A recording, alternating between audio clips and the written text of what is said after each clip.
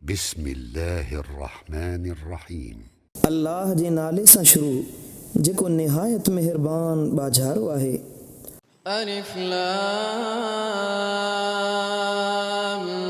मीम अलिफ लाम मीम ही हुरूफ मुक़त्ताआत आहिनि। हिननि जी असुल माना ऐं मक़सद अल्लाह ऐं उन जो रसूल सल्लल्लाहु अलैहि वसल्लम बहितर ॼाणनि था। ذلك الكتاب لا ريب فيه هدى للمتقين ही उहो किताब आहे जो को शक न आहे उन में, हिदायत आहे परहेज़गारनि लाइ।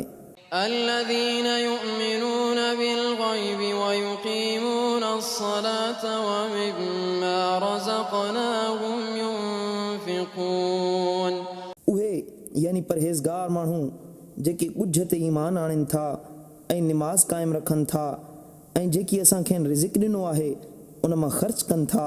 والذين يؤمنون بما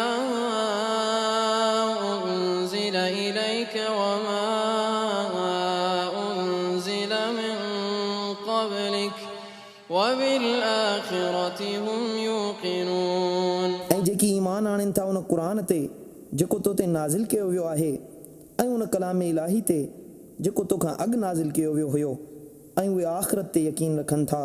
أولئك على هدى من ربهم وأولئك